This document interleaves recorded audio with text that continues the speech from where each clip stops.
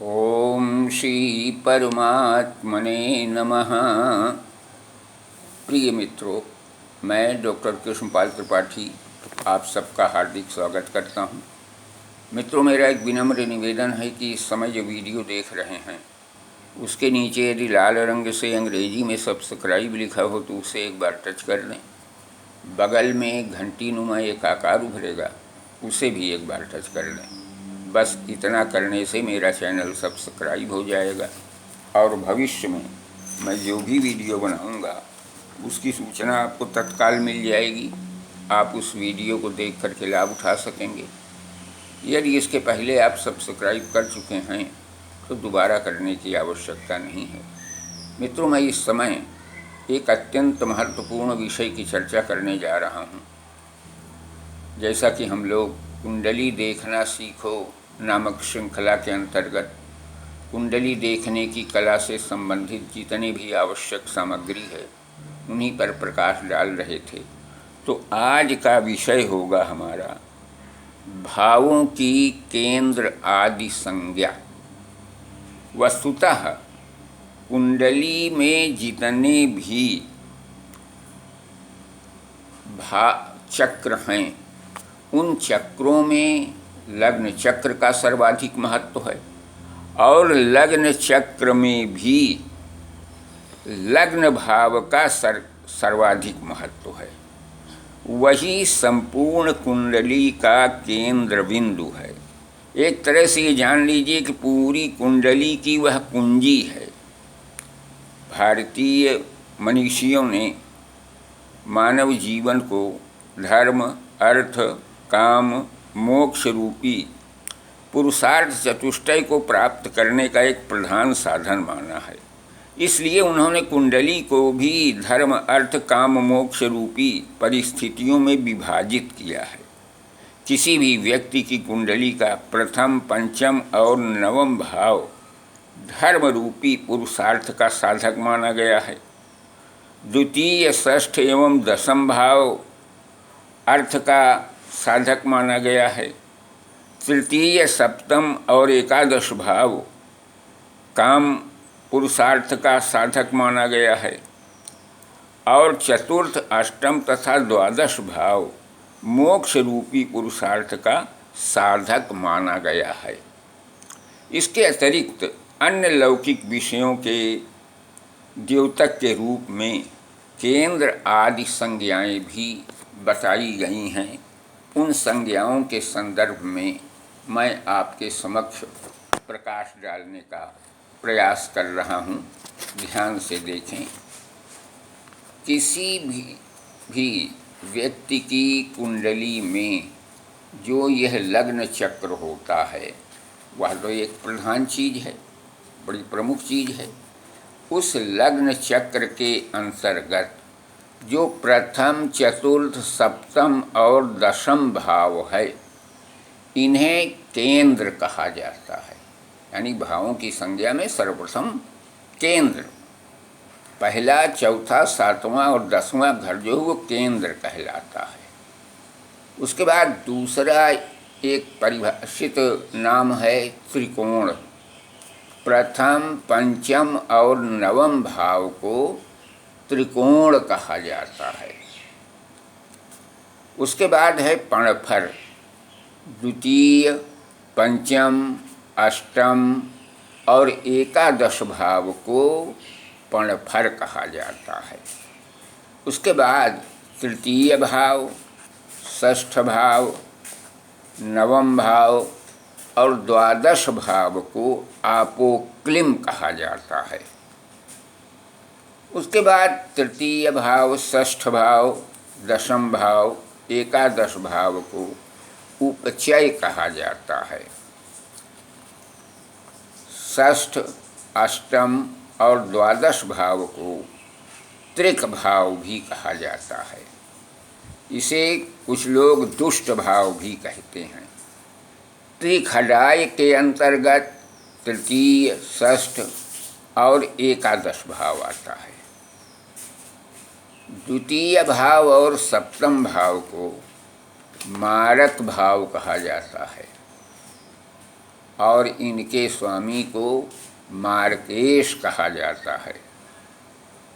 चतुर्थ और अष्टम भाव को चतुरस्र कहा जाता है।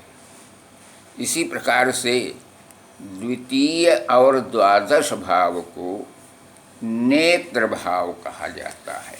इसे आप अच्छी तरीके से समझ लें और इन भावों की संज्ञा को आप नोट कर लें, इन्हें अच्छी तरीके से याद कर लें, क्योंकि अनेक बार आप ज्योतिष के ग्रंथ में जब फलादेश पढ़ना शुरू करेंगे तो वहाँ पर मिलेगा कि यदि किसी व्यक्ति की कुंडली में जन्मांग में केंद्र भाव में शुभ ग्रह हों तो ऐसा फल देते हैं, त्रिकोण भाव में अगर ये ग्रह हों तो इस प्रकार फल देते हैं।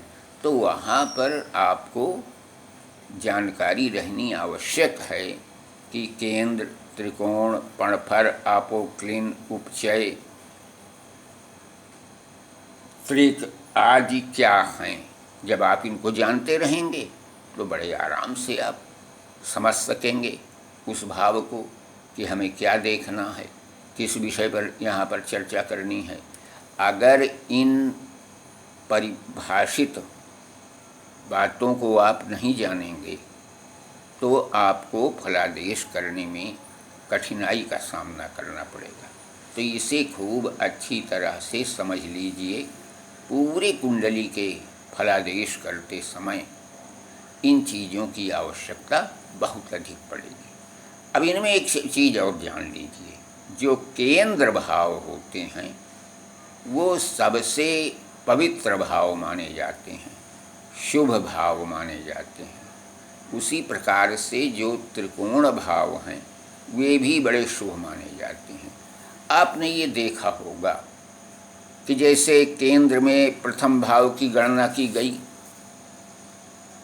और फिर त्रिकोण में भी प्रथम भाव की गणना की गई, तो आपके मन में ये संदेह पैदा हो सकता है कि एक ही भाव दो संज्ञाओं के अंतर्गत कैसे आता है। तो ये स्थिति तो कई जगह मिलेगी आपको। इनका एक समूह हुआ करता है। मान लीजिए कहीं पर ये कहा गया कि अमुक ग्रह त्रिकोण में होगा तो ऐसा फल देगा, तो वहाँ पर प्रथम, पंचम और नवम तीनों में देखा जाएगा कि वह ग्रह इन तीन स्थानों में से किस स्थान पर है, वो सब पर प्रभावी रहेगा। उसी प्रकार से यदि ये कहा गया कि अमुक ग्रह जो है वह केंद्र में रहेगा तो ऐसा फल देगा, तो वहाँ पर प्रथम, चतुर्थ, सप्तम और दशम किसी भी भाव में जो ग्रह रहेगा वो बताए हुए सूत्र के अनुसार फल देगा।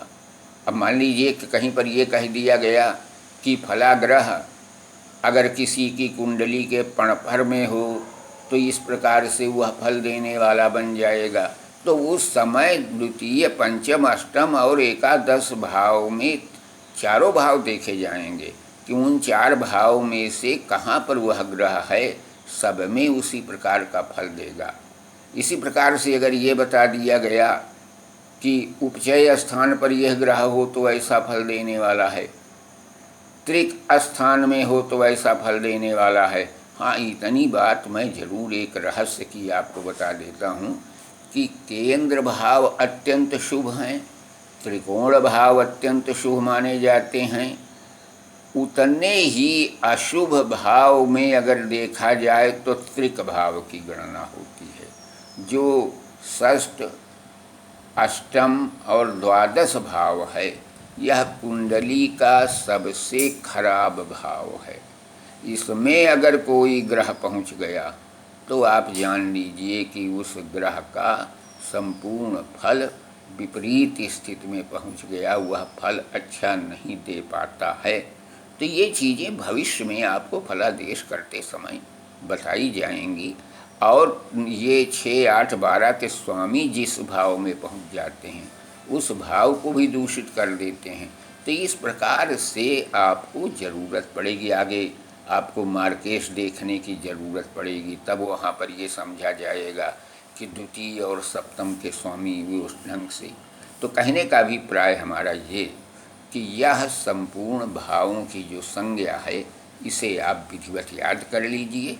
ये भविष्य में आपको बहुत उपयोगी सिद्ध होंगे, अनेक स्थलों पर इनकी आवश्यकता पड़ेगी। तो मित्रों, मेरे चैनल को सब्सक्राइब कीजिए, तो इसी प्रकार की अनेक महत्वपूर्ण जानकारी मिलेगी। धन्यवाद, नमस्कार।